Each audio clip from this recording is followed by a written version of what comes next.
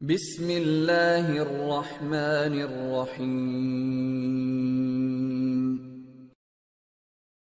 Hello student, welcome to a class son Imran account की class. हम book keeping accountancy class 11 chapter 9 कर रहे हैं, जिसमें हम लोग फाइनल अकाउंट कर रहे हैं प्रोप्राइटरी कंसर्न का। इसके अंदर हमने ऑलरेडी ट्रेडिंग अकाउंट के बारे में बता दिया है। ट्रेडिंग अकाउंट के अंदर किस तरह एंट्री आएंगी और क्या क्या उसमें प्रिपेयर करना है। यहाँ देखो ऊपर आई बटन आएगा, वहाँ पे आप चेक करें और सारे वीडियो को ऑर्डर वाइज चेक करें। Trading account, profit and loss account, balance sheet, ये ऑर्डर वाइज वीडियो बनेंगे, ऑर्डर वाइज चेक करें। हमने ट्रेडिंग अकाउंट तो बना लिया है। आज हम जो करने वाले हैं वो है हमारा प्रॉफिट एंड लॉस अकाउंट, जो फाइनल अकाउंट का सेकेंड पार्ट है हमारा प्रॉफिट एंड लॉस अकाउंट। आज इसके बारे में हम जानेंगे प्रॉफिट एंड लॉस अकाउंट है क्या और इसको किस तरह प्रिपेयर किया जाता है। Profit and loss account is maintain to ascertain net profit और नेट लॉस। हमने इसके पहले ट्रेडिंग अकाउंट के बारे में बात किया, जहां पे आप ग्रॉस प्रॉफिट और ग्रॉस लॉस ढूंढते हैं।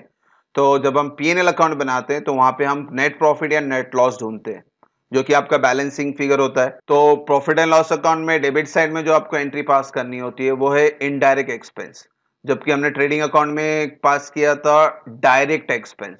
तो आप पीएनएल अकाउंट डेबिट साइड में इनडायरेक्ट एक्सपेंस पास करेंगे और क्रेडिट साइड में आप क्या पास करेंगे, इनडायरेक्ट इनकम, जो कंपनी का इनकम इनडायरेक्टली रिलेट करता है कंपनी से। क्या करना है फॉर्मेट में समझते हैं इसको। फॉर्मेट ट्रेडिंग अकाउंट की तरह ही बनाना है आपको। खाली हेडिंग क्या लिखनी है, profit and loss account for the year ended 31 मार्च। साल के लिए जगह छोड़ दे, जो भी क्वेश्चन में साल होगा वो साल लिख दे, डेबिट और credit. Profit and loss account आपका ट्रेडिंग अकाउंट के बाद बनता है और ट्रेडिंग अकाउंट में आपने निकाला था ग्रॉस प्रॉफिट या ग्रॉस लॉस, जो भी निकाला होगा वो सबसे पहले आपको पीएनएल में पोस्टिंग करनी होती है, ट्रांसफर करना होता है। तो जैसे मैंने आपको ट्रेडिंग अकाउंट में बताया था 99% ग्रॉस प्रॉफिट आता है, जो कि डेबिट में आया था। तो पीएनएल अकाउंट में कौन से साइड लिखेंगे आप, credit side by gross profit brought down. Trading account में आप कैरेट डाउन लिखते हैं, तो यहाँ पे आप क्या लिखेंगे, ब्रॉड डाउन। हाँ, गलती से अगर ग्रॉस लॉस आया तो ग्रॉस लॉस आपको पीएनएल अकाउंट में डेबिट साइड लिखना है, क्योंकि ट्रेडिंग अकाउंट में ये क्रेडिट साइड आएगा, इसलिए यहाँ पे ये debit side, opposite side transfer करना है। ये होने के बाद आपको कुछ एंट्रियां वो हमेशा याद रखनी है। जैसे कि पहले है बैड डेट, इसको हम ओल्ड वर्ड यूज करते हैं क्योंकि ये आपको ट्रायल बैलेंस में यानी आपके क्वेश्चन में आता है। मैंने क्वेश्चन के आपको दो पार्ट बताए थे, ट्रायल बैलेंस या एडजस्टमेंट। तो क्वेश्चन के दो पार्ट हमेशा याद रखें आप, ट्रायल बैलेंस और एडजस्टमेंट। तो ये जो बैड डेट है आपको ट्रायल बैलेंस में मिलेगा, तो इसे आप नाम दोगे ओल्ड। ये भी मैंने ब्लू कलर से लिखा है बच्चों। ट्रेडिंग अकाउंट में भी कुछ एंट्री मैंने ब्लू कलर से लिखी थी। तो ब्लू कलर का मतलब है ये स्टैंडर्ड एंट्री है और ये आपको सब में पहले से लिखना है। ये एंट्री हमेशा आती है, इसलिए ब्लू कलर से लिखा है मैंने। तो ओल्ड बैड डेट आपको ट्रायल बैलेंस में मिलेगा। इसमें आप ऐड करोगे न्यू बैड डेट, ये आपको एडजस्टमेंट में मिलेगा, जो कि मैंने बोला था ट्रायल बैलेंस के नीचे बनाया जाता है। तो ये सम के दौरान दिखेंगे। फिलहाल क्या फॉर्मेट समझा रहा हूं मैं आपको, और फॉर्मेट आप लिख करना है आपको हर सम में कंपलसरी, तो इसलिए फॉर्मेट के दौरान आपको मैं समझा रहा हूं। फिर इसी के अंदर ऐड न्यू आरडीडी करते हैं, ये भी आपको एडजस्टमेंट में मिलेगा। ये कब जब सम आएगा तब पूरा इसका डिटेल बताऊंगा, फिलहाल आप फॉर्मेट समझे। फिर इसके अंदर आपको टोटल करना होता है ये तीनों का, old bad debt plus new bad debt plus new RDD, तो टोटल आया। इस टोटल में से आप लेस करोगे ओल्ड आरडीडी, ये भी आपको ट्रायल बैलेंस में मिलेगा। तो ये पूरा कैलकुलेशन करने के बाद ये अमाउंट आप बाहर लिखना है आपको। तो ये फॉर्मेट आपको अच्छी तरह से बाहर करना है, क्योंकि ये फॉर्मेट में आपको 2 से 3 मार्क मिल जाते हैं और ये स्टैंडर्ड फॉर्मेट है, हर सम में आने ही वाला है। तो इसलिए मैंने ब्लू कलर में लिखा, ताकि आप हमेशा हर सम में पहले से लिखें इसको। ठीक है बच्चों, और भी एंट्रियां ले लेते हैं यहाँ पे। कमीशन है, ये सब आपके इनडायरेक्ट एक्सपेंसेस है। फिर एडवर्टाइजमेंट है, ये भी इनडायरेक्ट एक्सपेंस है। प्रिंटिंग एंड स्टेशनरी है, सैलरी एंड वेजेस है, रेंट रेट एंड टैक्सेस है, इंश्योरेंस है, लॉस बाय फायर है। तो ये सब इनडायरेक्ट एक्सपेंसेस हैं आपके, ठीक है। और फिर इनडायरेक्ट इनकम के बारे में बात कर लेते हैं, जैसे rent received, commission received, discount received. तो ये सब आपके इनकम है। यहाँ पे वर्ड क्या आ रहा है, सब जगह देखो रिसीव्ड वर्ड आ रहा है, यानी ये आपको पैसा मिल रहा है, इनकम। और यहाँ पे सब आपके एक्सपेंस आ रहे हैं। फिर है इंटरेस्ट रिसीव्ड, ये रिसीव्ड वर्ड आ रहा है, नहीं मिल रहा है आपको, इनकम है। अब बच्चों सबसे इंपॉर्टेंट चीज मैंने आपको हेडिंग के साथ समझाना है। जैसे मैंने ट्रेडिंग अकाउंट में समझाया था, ट्रेडिंग अकाउंट डेबिट आप लिखते हो तो फैक्ट्री एक्सपेंस वाली एंट्री लिखते हो। ट्रेडिंग अकाउंट क्रेडिट में लिखते हो तो गुड्स गोज आउट वाली एंट्री लिखते हो। तो उसी तरह से P&L अकाउंट में भी ऐसा आपको हेडिंग याद रखनी है। तो पहली बात तो क्रेडिट में इनकम ही आने वाले हैं। तो और ये प्रॉफिट एंड लॉस अकाउंट आपका नॉमिनल अकाउंट है। नॉमिनल अकाउंट का रूल तो याद होगा आपको, debit all expenses and losses, credit all income and gain. तो credit all income and gain यानी कि यहाँ पे जितनी एंट्री आएंगी वो सारी की सारी एंट्री आपकी इनकम एंड गेन की रहेगी। और सिंपल वर्ड रहेगा, यहाँ पर रिसीव्ड वर्ड आएंगे, सब जगह वर्ड क्या आ जाएगा, रिसीव। तो आपको समझ में आएगा ये इनकम है तो आपको क्रेडिट साइड लिखना है। और फिर डेबिट साइड में आपको थोड़ा सा दिमाग लगाना है, इसमें 3 पार्ट करने हैं आपको। पहला हेडिंग में आप अगर देखें बैड डेट है, कमीशन है, एडवर्टीजमेंट है। अगर ये आपको कॉमन चीज अगर समझ में आ रही है, इसमें सबके सब आपको गुड्स बेचने का खर्चा है। बैड डेट वगैरह क्या होता है, हम कस्टमर को उधार में माल बेचते हैं और वो भाग जाता, डूब जाता पैसा। Irrecoverable amount from debtor is called as bad debt, यानी माल बेचना तो पड़ेगा ना, भले उधार में 100 जन को बेचा उसमें 1 जन भाग गया मगर 99 जन ने तो पैसा दिया ना। तो एनीहाउ ये सेल से रिलेटेड, इसलिए हम सेलिंग एक्सपेंस कहते हैं इसको। फिर कमीशन, कमीशन किसे दिया जाता है, एजेंट को दिया जाता है जो कि हमारा गुड्स सोल्ड करता है, यानी सेलिंग एक्सपेंस। एडवर्टाइजमेंट, गुड्स बेचता है तो एडवर्टाइजमेंट तो करना ही पड़ेगा। तो आप अगर कैटेगराइज करें तो ये सबके सब यहां तक एडवर्टाइजमेंट तक सेलिंग एक्सपेंस है। तो इसको हेडिंग देना है आपको सेलिंग एक्सपेंस। तो आपके दिमाग में आना चाहिए कि भाई सेलिंग एक्सपेंस है तो P&L अकाउंट में डेबिट साइड आएगा। और भी एंट्री है जैसे डिस्काउंट अलाउड वगैरह आएंगे, तो ये सब के सब आपके सेलिंग एक्सपेंस है। फिर नीचे कैटेगराइज अगर मैंने किया है, printing and stationery, salary and wages, rent rate and taxes, insurance, यहां तक मैंने कैटेगराइज किया है। तो ये सबके सब आपके ऑफिस के खर्चे, ऑफिशियल खर्चा है। तो इसको आप नाम देना है आपको ऑफिस एक्सपेंस। ठीक है, ये खर्चा आपको जहन में आना चाहिए कि भाई ये ऑफिस के अंदर होते हैं ना। स्टेशनरी वगैरह कहाँ यूज होती है, ऑफिस के अंदर यूज होती है। सैलरी एंड वेजेस लिखा है, देखो और एक चीज यहां पे बता दूं आपको, पहला वर्ड सैलरी है तो P&L। अगर ये एंट्री होती वेजेस एंड सैलरी तो आप ट्रेडिंग अकाउंट में जाते हैं। तो आपको क्या, आप पहले वर्ड पे ध्यान देना है, पहला वर्ड क्या है, सैलरी एंड वेजेस लिखा है यानी ऑफिशियल खर्चा है जो ऑफिसर को दिया जाता है। 1 महीना काम करता है बेचारा, 1 तारीख से लेकर 30 तारीख तक, तो वो ऑफिस में ही काम करेगा, इसीलिए ऑफिस एक्सपेंस है। और अगर डायरेक्ट वेजेस बोला होता तो हम ट्रेडिंग में लेके जाते, क्योंकि ये लेबर को दिया जाता है, फैक्ट्री में काम किया जाता है। यानी और रेंट रेट एंड टैक्सेस, भाड़ा वगैरह दिया जाता है, जहां पे हम ऑफिस वगैरह हम लोग रहता है तो उसका हम भाड़ा देते हैं, ऑफिशियल खर्चा है। इंश्योरेंस प्रीमियम, ये एक्सपेंस है हमारा हर महीने का या हर साल का, आपका इंश्योरेंस प्रीमियम यानी कंपनी को इंश्योरेंस प्रीमियम भरते हो तो ये भी ऑफिशियल खर्चा है। और भी एक्सपेंस आ जाए जैसे पोस्टेज एंड टेलीग्राम है, चिट्ठी वगैरह कहाँ से दी जाती है, ऑफिस से दी जाती है, ऑफिस खर्चा है। टेलीफोन एक्सपेंस है, ऑफिशियल खर्चा है। इलेक्ट्रिसिटी बिल है, ऑफिशियल खर्चा है। तो आपको बहुत सारी एंट्री आएंगी आपको, मगर आपके जहन में अगर ये वर्ड रहेगा ऑफिस एक्सपेंस तो आपको समझ में आएगा कि भाई ये P&L अकाउंट डेबिट में लिखना है। अगर आपके दिमाग में आया भाई सेलिंग एक्सपेंस है तो आपको P&L अकाउंट डेबिट में लिखना है। और एक कैटेगरी है हमारी लास्ट कैटेगरी, लॉस करके। तो ये लॉस बाय फायर लिखा है मैंने, loss by theft, loss by accident, loss loss loss, बहुत सारे लॉस वर्ड आ सकते हैं। तो लॉस वर्ड आया तो भी आपको याद रखना है कि भाई ये कहां जाएगा, P&L अकाउंट डेबिट। और नॉमिनल अकाउंट का रूल भी अगर आपको याद हो, debit all expenses and losses and credit all income and gain. तो नॉमिनल अकाउंट का पूरा रूल बता दिया मैंने आपको। बाइफिकेशन याद रखे, सेलिंग एक्सपेंस, ऑफिस एक्सपेंस और लॉस। और क्रेडिट साइड में तो इनकम आएगा। और P&L स्टार्ट करने से पहले हमेशा याद रखे ग्रॉस प्रॉफिट या ग्रॉस लॉस जो भी होगा, पहले एक एंट्री जो भी होगी वो पास करना है आपको। तो इस तरह से मैंने आपको P&L का फॉर्मेट बताया आपको। तो हेडिंग याद रखना है आपको, P&L अकाउंट डेबिट में एक्सपेंस होंगे, P&L अकाउंट क्रेडिट में इनकम होंगे। अब एक सीक्रेट बता दूं आपको, इनकम बहुत रेयर है, शायद ही कोई एंट्री आवे। मैक्सिमम एंट्री आपको यहाँ डेबिट में आने वाली है। ठीक है बच्चों, उसको ध्यान देना।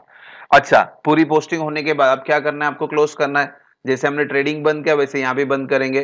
डेबिट का टोटल करेंगे, क्रेडिट का टोटल करेंगे, जो बड़ा होगा वो दोनों साइड लिख देंगे। और टोटल करने के बाद फॉर एग्जांपल यहाँ पे भी 99% आपका क्रेडिट ही बड़ा होगा। जैसे ट्रेडिंग अकाउंट में बताया था मैंने आपको, क्रेडिट साइड बड़ा होता है, तो उसी तरह से P&L अकाउंट में भी क्रेडिट साइड ही बड़ा होता है मैक्सिमम तौर पे। तो अगर क्रेडिट बड़ा है तो आपका आंसर किधर आएगा, डेबिट साइड आएगा। और उस आंसर को हम बोलेंगे to net profit carried down. ठीक है, ट्रेडिंग अकाउंट में हम वर्ड यूज करते हैं ग्रॉस प्रॉफिट, तो यहाँ पे वर्ड क्या यूज करेंगे, नेट प्रॉफिट। और रिवर्स हो गया यानी डेबिट बड़ा हो गया तो आपका आंसर क्रेडिट साइड आएगा, और उस आंसर को आप क्या नाम दोगे, by net loss carried down. Debit में आया तो नेट प्रॉफिट, क्रेडिट में आया तो नेट लॉस। उसी तरह से ट्रेडिंग अकाउंट में था, डेबिट में आया तो ग्रॉस प्रॉफिट लिखे थे, यहाँ पे आया तो ग्रॉस लॉस लिखे थे। तो यहाँ पे पीएनएल में अगर बैलेंसिंग फिगर आता है डेबिट साइड तो हम बोलेंगे नेट प्रॉफिट, और क्रेडिट साइड बैलेंसिंग फिगर आता है तो हम बोलेंगे नेट लॉस। तो होप सो आपको फॉर्मेट समझ में आया हो। तो अब इस फॉर्मेट को मुकम्मल करने के लिए एक सम भी होना जरूरी है, तभी जाके आपको क्लियर आइडिया मिलेगा। तो हम चलते हैं सम की तरफ। तो बच्चों देखो मैंने ऑलरेडी फॉर्मेट बनाया हुआ है। आज जो हम करने वाले हैं ट्रेडिंग एंड पीएनएल कंबाइन करने वाले, तो इसलिए आपको एक साथ लिखना है। और इसके बाद जो हम जो सम करेंगे फाइनल अकाउंट को, तो आपको हेडिंग कॉमन एक साथ लिखना है। जो भी ओनर का नाम होगा, ओनर का नाम ऊपर लिखेंगे आप। यहाँ पे ओनर का नाम है राजू एंड सन्स, तो ऊपर लिखा है in the books of Raju and sons. फिर डेबिट और credit, trading account and profit and loss account for the year ended 31 March, जो भी सम का साल होगा। ये सम में 18 दिया है 2018, तो हमने 18 लिख दिया ऑलरेडी। फॉर्मेट हमेशा याद रखे, आपको लेफ्ट पेज और राइट पेज कंबाइन करके लिखना है। फॉर्मेट में लेफ्ट पेज में आपको स्टार्टिंग में 8-9 लाइन ट्रेडिंग अकाउंट के लिए देना है, और उसके बाद पीएनएल अकाउंट के लिए ये एक लाइन आपको एक्स्ट्रा डार्क लाइन ड्रॉ करनी है, ताकि आपको बाइफिकेशन रहे, ऊपर वाला ट्रेडिंग है और नीचे वाला पीएनएल अकाउंट है। खाली एक लाइन ड्रॉ करनी है। हेडिंग आपको घड़ी घड़ी लिखने की जरूरत नहीं, आपने एक ही बार हेडिंग लिखना है, trading account and profit and loss account for the year ended 31 मार्च। और सम करने के पहले ही आपको ये एंट्री देखो जिस तरह मैंने लिख के रखी है, इस तरह से आपको लिख के रखनी है ताकि आपके सम में आसानी हो। तो यहाँ क्वेश्चन ले लेता हूं मैं, ये आपका इलस्ट्रेशन है, क्वेश्चन नंबर 1 सॉल्व सम है, टेक्स्ट बुक में दिया हुआ है। सम पढ़ लेते हैं फिर सम स्टार्ट करेंगे किस तरह सॉल्व करना है। From the following trial balance of Raju and son, देखो नाम दिया था राजू एंड सन, मैंने ऑलरेडी लिखा है यहाँ पे। You are required to prepare trading and PNL account for the year ended 31 March 2018। Debit credit का हेडेक लेना नहीं, उन्होंने ऑलरेडी दिया हुआ है डेबिट वाली एंट्री और क्रेडिट वाली एंट्री। तो डेबिट वाली एंट्री आपको डेबिट साइड लिखनी है, और क्रेडिट वाली एंट्री आपको क्रेडिट साइड लिखनी है। सम शुरू करने से पहले आपको सम में 2 पार्ट हमेशा बताए थे मैंने आपको, एक होगा ट्रायल बैलेंस और बॉटम में होगा एडजस्टमेंट। ट्रायल बैलेंस के एक इफेक्ट, एडजस्टमेंट के 2 इफेक्ट। ये सम भी कंप्लीट नहीं है क्योंकि इसमें बैलेंस शीट नहीं बना रहे, तो इसलिए 2 इफेक्ट का हेडेक ना ले। जब हम बैलेंस शीट बनाएंगे तब आपको 2 इफेक्ट के साथ बताऊंगा मैं आपको। तो फिलहाल क्वेश्चन के 2 पार्ट याद रखें, ट्रायल बैलेंस और एडजस्टमेंट। जब भी आप सम करें बच्चों, तो सबसे पहले आप ना टिक मार्क करें कि कौन सी एंट्री ट्रेडिंग में जाएगी, कौन सी एंट्री प्रॉफिट एंड लॉस में जाएगी, कौन सी एंट्री बैलेंस शीट में जाएगी। तो फिलहाल आज हम ट्रेडिंग और पीएनएल अकाउंट ही कर रहे हैं, तो आपको सिर्फ ट्रेडिंग और पीएनएल का बाइफिकेशन करना है। तो अब बच्चों आप लोग बताएं मुझे, वेजेस, वेजेस फैक्ट्री यानी फैक्ट्री खर्चा है, ऑफिशियल खर्चा है, फैक्ट्री खर्चा है, तो वेजेस कहां जाएंगे आपका ट्रेडिंग में। तो यहां आपको क्या लिखना है, टी लिखना है। तो इस तरह से देखो मैंने टी लिखा है, आप हमेशा पेंसिल से टी लिखते जाएं। परचेज कहां था बच्चों, ट्रेडिंग अकाउंट में, तो इसके सामने भी टी लिख देते हैं। कैरेज इनवर्ड यानी गुड्स, कच्चा माल लेके आने का खर्चा, फैक्ट्री के अंदर आ फैक्ट्री का खर्चा है, इसलिए ट्रेडिंग अकाउंट, इसके आगे भी टी लिख दो। सेल्स रिटर्न, सेल्स रिटर्न क्या करना है बच्चों, आपको सेल से माइनस करना है, तो यानी और ट्रेडिंग अकाउंट में जाने वाला है, और इसको क्या करना है आपको लेस करना है, इसको जहन में रखो, किससे लेस करना है, सेल से। ओपनिंग स्टॉक ट्रेडिंग अकाउंट में जाएगा। सैलरी, अब ये फैक्ट्री का खर्चा है कि ऑफिशियल खर्चा है, ठीक है। वेजेस लेबर को दिया जाता है जो एक दिन के लिए काम करता है, यानी फैक्ट्री में काम करेगा। सैलरी ऑफिसर्स को दी जाती जो महीने भर काम करता है, तो महीने भर बच्चों कहाँ काम करेगा, ऑफिस में, ऑफिशियल खर्चा है, तो ये जाएगा आपका प्रॉफिट एंड लॉस में, तो यहाँ पी लिखना है अभी आपको। रॉयल्टी मैन्युफैक्चरिंग खर्चा है, तो ट्रेडिंग अकाउंट में जाएगा। Rent rate and tax official खर्चा है, तो पीएनएल में जाएगा। बैड डेट सेलिंग एक्सपेंस आता है, और इस बैड डेट को जो ट्रायल बैलेंस में आता है उसे हम क्या कहते हैं, ओल्ड बैड डेट। अभी फॉर्मेट में बताया था मैंने, देखो तो यहाँ मैंने बैड डेट नहीं लिखा, यहाँ के साथ यहाँ पे ओल्ड वर्ड यूज किया है मैंने, ठीक है। वो आगे चल के आपको समझ में आया कि ओल्ड और न्यू क्यों बोल रहा हूं मैं आपको। तो ये बैड डेट तो पीएनएल में जाएगा, मगर इसके आगे हमेशा वर्ड याद रखे, ओल्ड लिखना है आपको। कैरेज आउटवर्ड, एक था कैरेज इनवर्ड और एक है carriage outward. Carriage inward factory के अंदर जब गुड्स आता है, ट्रांसपोर्ट एक्सपेंस हम भरते हैं, तो वो हमारा फैक्ट्री का खर्चा होता है कच्चा माल लाने के लिए। अब कैरेज आउटवर्ड यानी फैक्ट्री से गुड्स बाहर जा रहा है, तो बच्चों तैयार माल ही बाहर जाएगा, फिनिश गुड्स बाहर जाएगा, और फिनिश गुड्स फैक्ट्री के बाहर क्यों लेके जा रहे हैं हम लोग? बेचने के लिए, सेलिंग एक्सपेंस है हमारा। तो सेलिंग एक्सपेंस कहाँ जाएगा बच्चों? P&L अकाउंट, तो यहाँ P लिखना है। प्रिंटिंग एंड स्टेशनरी ऑफिशियल खर्चा है, प्रॉफिट एंड लॉस में आएगा। एडवर्टाइजमेंट सेलिंग एक्सपेंस है, प्रॉफिट एंड लॉस में आएगा। डिस्काउंट अलाउड सेलिंग एक्सपेंस है, तो profit and loss. Insurance official खर्चा है हमारा, profit and loss. Factory rent, देखिए देखो यहाँ पे रेंट लिखा है खाली, तो खाली रेंट लिखा है यानी ऑफिशियल खर्चा, मगर यहाँ पे उन्होंने स्पेसिफाइड किया फैक्ट्री वर्ड डाल के, और फैक्ट्री का खर्चा कहाँ आएगा बच्चों? ट्रेडिंग अकाउंट, तो टी लिखे। तो इसलिए मैं आपको हमेशा बोलता हूँ आप हेडिंग याद रखें। ट्रेडिंग अकाउंट में डेबिट साइड लिखना होगा तो फैक्ट्री एक्सपेंस होना जरूरी है। P&L अकाउंट डेबिट साइड लिखना है तो सेलिंग एक्सपेंस या तो ऑफिस एक्सपेंस होना जरूरी है। तो ये हेडिंग याद रहेगी तो आप बाइफिकेट कर पाओगे कि भाई ट्रेडिंग में आएगा, P&L में आएगा। तो फैक्ट्री वर्ड डाल दिया है तो इसलिए ट्रेडिंग में आ गया। कमीशन, कमीशन माल बेचने का खर्चा, सेलिंग एक्सपेंस, और सेलिंग एक्सपेंस कहाँ आता है? प्रॉफिट एंड लॉस, तो यहाँ P लिख देते हैं। तो आपका डेबिट मुकम्मल हो, आप क्रेडिट साइड जाते हैं। परचेज रिटर्न, परचेज रिटर्न क्या करना है आपको? परचेज से माइनस करना है, तो ट्रेडिंग अकाउंट में ही आएगा, मगर जहन में रखें कि लेस करना है इसको। Sales trading account, goods goes out. Commission received income, credit all income and gain, तो ये कहां जाएगा? प्रॉफिट एंड लॉस में, क्रेडिट साइड। ठीक है, हेडिंग ना ले, डेबिट वाला डेबिट में, क्रेडिट वाला क्रेडिट में। खाली ये देखना है कि ट्रेडिंग अकाउंट है या P&L। तो एक गुड्स था इसलिए ट्रेडिंग, कमीशन नॉमिनल एंट्री इसलिए profit and loss. Rent received profit and loss, कहां जाएगा बच्चों? क्रेडिट साइड, क्रेडिट साइड दिया इसलिए क्रेडिट साइड। डिस्काउंट रिसीव्ड ये भी कहां दिया? क्रेडिट में, तो क्रेडिट में लिख देना आपको। और एक देखो यहाँ पे भी डिस्काउंट लिखा है, तो आप डिस्काउंट के ऊपर हेडिंग ना ले कि सर ये अलाउड और रिसीव्ड, कभी कभी वर्ड देंगे कभी कभी वर्ड नहीं देंगे अलाउड रिसीव्ड करके। तो आप नाम याद मत रखें, आप ये याद रखें डेबिट वाला है तो डेबिट में लिखेंगे आप, क्रेडिट वाला है तो आप क्रेडिट में लिखेंगे, बस आपको हेडिंग नहीं पालना है। तो हमने यहाँ ट्रायल बैलेंस की पोस्टिंग मुकम्मल की, लास्ट में एडजस्टमेंट है। क्लोजिंग स्टॉक 56,850, क्लोजिंग स्टॉक कहाँ लिखना है आपको बच्चों? ट्रेडिंग अकाउंट में, क्रेडिट साइड। देखो यहाँ ऑलरेडी फॉर्मेट में लिखा हुआ है, ये स्टैंडर्ड है, फिक्स है, हमेशा आने वाला, आपको फॉर्मेट में पहले से लिख के रखना है इसको। तो ट्रेडिंग अकाउंट क्रेडिट लिख दिया अभी हमने। अब हमने जो टिक मार्क वगैरह किया है तो अब इसकी पोस्टिंग कर लेते हैं। डेबिट वाला डेबिट में, क्रेडिट वाला क्रेडिट में, T for trading and P for P&L। और बच्चों अब पोस्टिंग करते वक्त आपको हमने जो लिखा है फॉर्मेट उसके हिसाब से पोस्टिंग नहीं करना है, ये लिख के आपको छोड़ दें। पोस्टिंग आपको ट्रायल बैलेंस के हिसाब से करनी, क्वेश्चन के हिसाब से। तो क्वेश्चन में सबसे पहले वेजेस लिखा है, तो वेजेस कहाँ लिखा है आपने? ट्रेडिंग में। और ये कौन सी साइड है? Debit side. तो आप यहाँ लिखेंगे पहला टू वेजेस 9,200, कैलकुलेशन नहीं इसलिए आउटर कॉलम में। फिर परचेज लिखा है 66,800, और परचेज हमेशा आपको फॉर्मेट के सामने इनर कॉलम में लिखना है क्योंकि उसमें रिटर्न आने वाला है। तो ये 66,800 इनर कॉलम में लिख लेते हैं। फिर है कैरेज इनवर्ड, क्या लिखा है आपने? टी, तो ट्रेडिंग अकाउंट में लिख लेते हैं, कोई कैलकुलेशन नहीं इसलिए आउटर कॉलम। अब बच्चों और एक चीज देखो, परचेज के बाद कैरेज इनवर्ड दिया था तो परचेज लिखा मैंने, फिर कैरेज इनवर्ड लिखा। रिटर्न का हेडेक मत लो, जैसा जैसा एंट्री आएंगी वैसा वैसा आप एंट्री पास करें। रिटर्न अभी तक आया नहीं आपके क्वेश्चन में, अभी पास मत करो।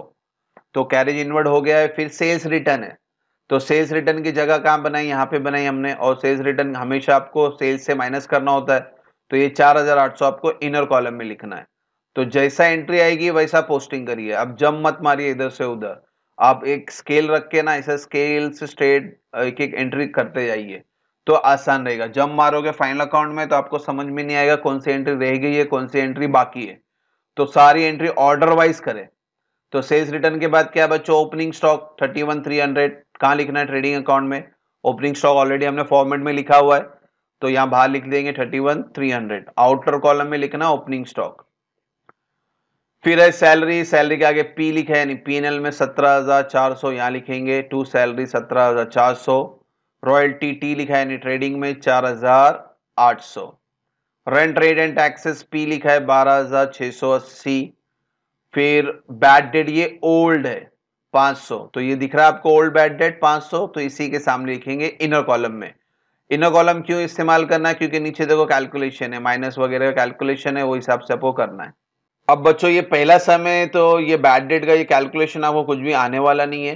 तो न्यू बैड डेट तो मैंने बोला था एडजस्टमेंट, तो एडजस्टमेंट में कुछ है ही नहीं, तो डैश मार दे। न्यू आरडीडी भी नहीं, डैश मार दे। तो आपका ये तीनों अगर प्लस करें तो इनका टोटल आता है 500। 500 प्लस जीरो यानी 500। और ओ आरडीडी यानी ओल्ड आरडीडी ये भी क्वेश्चन में दिया नहीं है आपको, तो ये भी डैश मार दें। यानी कैलकुलेशन आपका कितना है बाहर आउटर कॉलम में 500। कैलकुलेशन में इस पर ज्यादा हेडेक ना ले, इसको मैं जब सम आएगा तब और डिटेल में बताऊंगा। फिलहाल एक ही एंट्री थी ओल्ड बैड डेट, वो 500 लिख के हमने बाहर लिख दिया। फिर बैड डेट के बाद है कैरेज आउटवर्ड। तो कैरेज आउटवर्ड के आगे पी लिखा है 3720, यहां लिख लेते हैं। प्रिंटिंग एंड स्टेशनरी पी यानी P N L 2400। Advertisement P N L 18,000, तो 18,000 यहाँ आ गया। Discount allowed P N L 1520। Insurance ये भी प्रॉफिट एंड लॉस एंट्री है 5750। फैक्ट्री रेंट के आगे टी लिखा है, तो आप फैक्ट्री रेंट टी यानी ट्रेडिंग में जाएं, 7,000 लिख दें। कमीशन पेड, अब कमीशन पेड लिखने के टाइम बच्चों देखो यहाँ भी मेरा लाइन खत्म होगी, पेज खत्म हो गया। तो जब पेज खत्म हो जाए तो आप नेक्स्ट पेज में कंटिन्यू करें। तो ये हिस्सा डेबिट है, ये हिस्सा क्रेडिट है, जैसा बनाया वैसे ही रखेंगे आप। खाली आपका पेज खत्म हो गया इसलिए आप नेक्स्ट पेज में कंटिन्यू करें। और बच्चों इसके बाद बैलेंस शीट भी बनने वाली है, तो बैलेंस शीट आप इसके ये साइड में बनाने वाले आप। तो आपको दो पेज आमने सामने रख के सम करना है, लेफ्ट साइड और राइट साइड करके। फिलहाल हम ट्रेडिंग एंड पीएनएल बना रहे, तो ये सम यहीं तक मुकम्मल हो जाएगा। मगर जब आप बैलेंस शीट बनाओगे तो आगे कंटिन्यू होगा। तो हैबिट रखना फाइनल अकाउंट के लिए दो पेज आमने सामने रखें, लेफ्ट साइड और राइट साइड। ठीक है। तो कमीशन पेड पीएनएल डेबिट, तो यहाँ लिख लेते हैं टू कमीशन पेड 1800।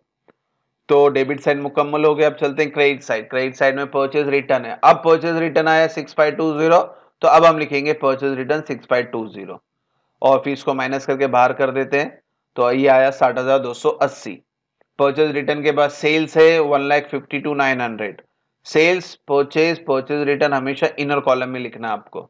तो 1,52,900 इनर कॉलम में लिखते हैं, माइनस करके दे। सेल्स रिटर्न ऑलरेडी दिया था 4,800, यहाँ पे वो पहले ही लिख दिया था हमने, तो अब इसको माइनस करके बाहर लिख देते हैं। तो 1,48,100 सेल्स हो गया है। फिर कमीशन रिसीव्ड, पीएनएल अकाउंट लिखा है, तो पीएनएल अकाउंट में जाएंगे, कौन सा साइड जाएंगे, क्रेडिट साइड। तो यहाँ लिख लेते हैं bye commission received 18,000। Rent received ये भी पीएनएल है, क्रेडिट साइड है, यहाँ लिख लेते हैं रेंट रिसीव्ड 9,000। डिस्काउंट रिसीव्ड ये भी पीएनएल है, क्रेडिट साइड जाएंगे 4,600। तो इस तरह से आपने ट्रायल बैलेंस मुकम्मल किया। अब adjustment closing stock 56,850 trading account credit side. Format already बनाया हो तो डायरेक्ट उसके जाके सामने अमाउंट लिख दे 56,850। तो इस तरह से आपने ट्रेडिंग अकाउंट और पीएनएल अकाउंट मुकम्मल कर लिया। क्वेश्चन इसको हटा देते हैं अभी। अब हमारा लास्ट स्टेप क्या है बच्चों, क्लोज करना।